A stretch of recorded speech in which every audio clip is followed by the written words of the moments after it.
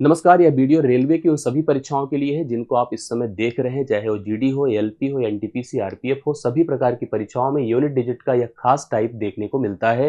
वो base and power का है, जिसे हम आधार और घात भी कहते हैं। आप अक्सर देखते हैं कि आपको बेस पावर के सवाल देखने को मिल जाते हैं सभी प्रकार की इन परीक्षाओं में। मैं 5 मिनट के इस वीडियो में इसका सभी कॉन्सेप्ट कंफर्म कर दूंगा। इन तक सभी पार्ट इसको देख लें, समझ लें और भरोसा कर लें इस बात का कि यह कॉन्सेप्ट आज ही आपको एकदम फाइनली क्लियर हो जाएगा। सबसे पहले बात करते हैं उस सवाल के टाइप की। आपको एक नंबर दिखेगा जिसको हम बेस कहेंगे और उसके ऊपर उसकी लगी घात होगी। नहीं तो आप ऐसे भी समझ सकते हैं कि दुनिया की किसी भी पॉजिटिव संख्या को हम एक बेस और एक पावर के रूप में लिखकर दिखा सकते हैं।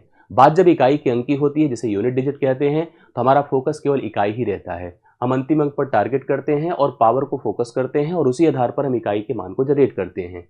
मैं दुनिया की किसी भी संख्या की बात करूं जिसको हम बेस के रूप में लिख रहे हैं, जिसके ऊपर एक पावर लगी है जो उसकी काउंटिंग को बताता है कि इस बेस का मल्टीप्लिकेशन कितनी बार किया गया है। हर एक प्रकार की संख्या के अंतिम में आपको 0 से लेकर 9 तक, जो कि मैथ्स की प्रॉपर कॉम्बिनेशन है, जहां से ही नंबर्स का पूरा कॉम्बिनेशन जनरेट किया जाता है, यही 0 से लेकर 9 तक की डिजिट ही बनाए जाते हैं। इन्हीं की मदद से सभी संख्याओं का निर्माण होता है। हर संख्या के प्रारंभ में, अंत में, बीच में, इधर उधर, किनारे, हर जगह यही डिजिट आपको देखने को मिलते हैं और कोई डिजिट देखने को नहीं मिलते हैं। पावर भी कोई एक धनात्मक संख्या होगी, कोई पॉजिटिव नंबर होगा जो कि 2 डिजिट का, 3 डिजिट का, 4 डिजिट का और भी ज्यादा डिजिट का नंबर हो सकता है। मैं इस सवालों की कैटेगरी को देख करके टोटल इसके 3 कंडीशन बता रहा हूं। सबसे पहली कंडीशन में बता रहा हूं, अगर कोई भी बेस है, बेस के अंत में 0, 1, 5 और 6 आए, उसके ऊपर कोई भी पावर लगी हो, ध्यान से देखिएगा, कोई भी पावर लगी हो, फॉर एनी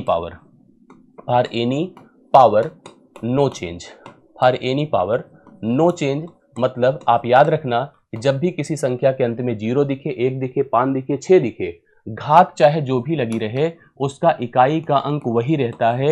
इकाई का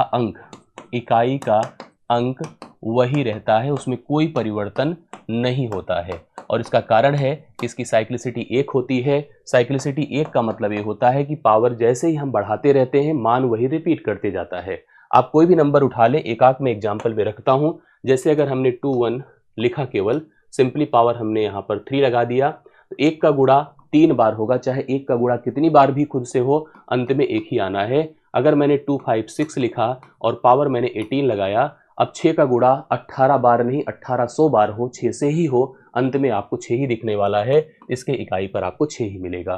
तो जब किसी संख्या के अंत में 0 दिखे, 1 दिखे, 5 दिखे, 6 दिखे, तो इकाई का मान वही रहता है, इसमें कोई परिवर्तन आपको देखने को नहीं मिलेगा। दूसरे केस पर चलते हैं। हम टाइप 2 पर आ रहे हैं, जहां पर मैंने आपको बताया कि अगर किसी संख्या के अंत में, एंड में, ध्यान दीजिएगा, 4 और 9 मिले, क्या मिले, 4 और 9 मिले, और पावर जो लगी रहे, पावर पर ध्यान देना पड़ता है कि पावर क्या है। पावर या तो इवन होगा, इवन का मतलब 2 से कट जाए, ऑड होगा, 2 से ना कटे। हिंदी में जानते हैं सम होता है और विषम होता है। पहचान के लिए, जिस संख्या के अंत में, जिस संख्या के एंड में 0 दिखे, 2 दिखे, 4 दिखे, 6 दिखे, 8 दिखे, वह इवन होता है। जिस संख्या के एंड में 1 दिखे, 3 दिखे, 5 दिखे, 7 दिखे और 9 दिखे, वह विषम होता है। जब पावर इवन होगा, ध्यान सुनिएगा, तो 4 की केस में 6 आएगा, 9 की केस में 1 आएगा। जब पावर ऑड होगा तो 4 वही रहेगा, 9 वही रहेगा। एक सिंपल एग्जांपल से इसको हम लोग समझते हैं। अगर हमने लिखा 2 4 और पावर हमने लिखा 93, अब आप समझ गए कि ऑड है, विषम है, तो 4 आपका 4 ही रहेगा, कोई परिवर्तन नहीं होगा। मैंने लिखा 199 और पावर हमने लगा दिया 88, हमने देखा कि यह इवन है। इवन क्यों है, क्यों बताइए, अंत में 8 है, तो 9 के लिए आपको 1 देखने को मिलेगा। इसी तरह से हम इस बात का ख्याल रखते हैं, जब भी किसी संख्या के अंत में आपको 4 दिखेगा, 9 दिखेगा, सम घात के लिए 6 आएगा, विषम घात के लिए 4 वही रहेगा। 9 की केस में सम घात पर 1 आएगा और विषम घात पर 9 का 9 ही रहेगा। इसमें कोई परिवर्तन आपको देखने को नहीं मिलेगा। हम ये समझ गए कि इसकी साइक्लिसिटी जो होती है वो 2 होती है, और साइक्लिसिटी 2 होने का अर्थ है कि पावर 1, पावर 2, पावर 3 से फिर वही रिपीटिशन, जो 1 और 2 पर है, फिर वही रिपीटिशन, फिर वही रिपीटिशन, यह कंटिन्यू चलता रहता है। अब आते हैं हम तीसरे केस पर। तीसरा केस क्या है, कोई संख्या है जिसका आधार आप देख रहे हैं कि आपको 2 दिख रहा है और आधार के अंत में आपको 2 दिख रहा है, 3 दिख रहा है, 7 दिख रहा है, 8 दिख रहा है। इनकी पहचान ऐसे भी है कि ओ डिजिट होते हैं, ये ओ डिजिट होते हैं जो किसी संख्या के अंत में अगर होते हैं तो वह कभी पूर्ण वर्ग नहीं होता है। आपको पता होगा, अगर आपने पूर्ण वर्ग पढ़ा है, कोई संख्या परफेक्ट स्क्वायर नहीं होती अगर उसके अंत में 2 3 7 और 8 होता है, तो इसको दिमाग में रख लीजिएगा। अब इसकी भी कोई पावर लगी है, इसकी भी कोई पावर लगी है, तो इसको पहचानने का, इसकी इकाई को निर्धारित करने का तरीका है कि पावर को पहले 4 से भाग करो और रिमाइंडर निर्धारित करो। रिमाइंडर भी बता दूं कि अगर हम 4 से ही भाग कर रहे हैं तो शेषफल या तो 1 होगा, 2 होगा, 3 होगा। रिमाइंडर कभी भाजक से बड़ा नहीं होता है। जो रिमाइंडर आया इसी संख्या के ऊपर एज ए पावर लगा दिया जाएगा। अब पावर लगेगा तो मैक्सिमम उसका गुणा 3 ही बार होगा। जैसे एग्जांपल देखिए, 2 चीजें हमें ध्यान देना था। जो पावर था, पावर को 4 से भाग करना था, रिमाइंडर ज्ञात करना था। फिर जो बेस का इंड है, अंतिम अंक है, उसके ऊपर उसी रिमाइंडर को लगाकर जो मान ज्ञात होगा, उस मान का जो लास्ट डिजिट होगा वही आपका अंतिम अंक होगा, वही आपका इकाई अंक होगा। जैसे एग्जांपल देख लीजिएगा, आपको खुद ही क्लियर हो जाएगा। मैंने लिखा 237 की पावर अगर हमने लगाया 428। अब आप 42 यहां पर हम लोग एक डिजिट रखते हैं, 423 रखा। आपको बता दूं कि 4 से भाग देना भी बहुत आसान होता है, क्योंकि 4 से भाग देने का मतलब केवल अंतिम के 2 अंक ही 4 से भाग दिए जाते हैं। पूरी संख्या को भी 4 से भाग देने की जरूरत नहीं है। लास्ट 2 डिजिट अगर किसी संख्या के 4 से डिवाइड है तो वह संख्या पूरी तरह से 4 से डिवाइड होती है। 4 से डिवाइड किया, 4 पंचे 20, 3 23, अर्थात रिमाइंडर 3 हुआ। 7 की पावर 3 किया, 7 की पावर 3 जानते होंगे 343 होता है, अंत में 3 आया, तो अंतिम अंक इसका 3 हो गया। एग्जाम्पल पर 42 अगर हमने 8 रखा, पावर हमने 42371 लगाया, करेक्ट है।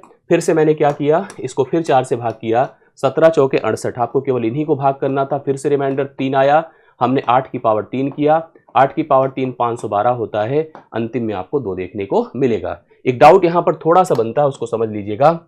जैसे 212 है, पावर हमने 420 लगा दिया।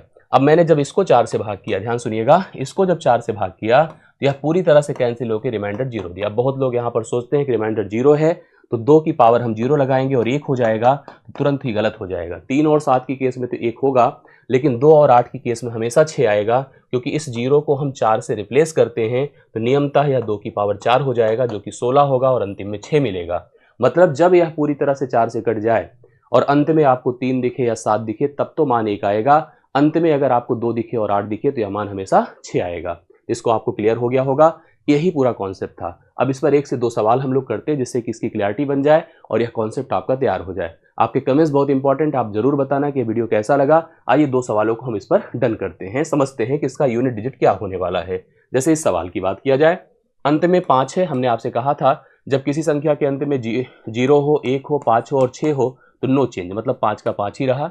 6 की केस में भी 6 ही रहेगा। 8 है तो हमको यहाँ पर इसको 4 से भाग करना होगा। 4 छंगे 24, 3 27, रिमाइंडर 3 आया। 3 की केस में मैंने आपको बताया था 8 की पावर 3 होगा, जो कि 512, अर्थात आपको 2 देखने को मिलेगा। यहाँ पर 9 है, पावर ऑड है, विषम है, तो 9 की केस में कोई परिवर्तन नहीं, 9 9 ही रह गया।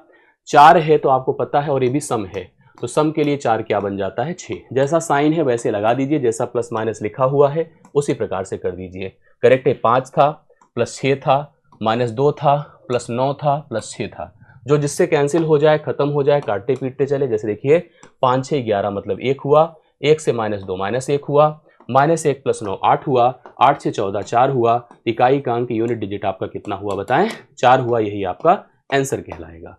एक और सवाल इस पर हल करते हैं। आप सभी लोग हल नहीं करते, इसको हम आपको प्रोवाइड करते हैं होमवर्क के रूप में।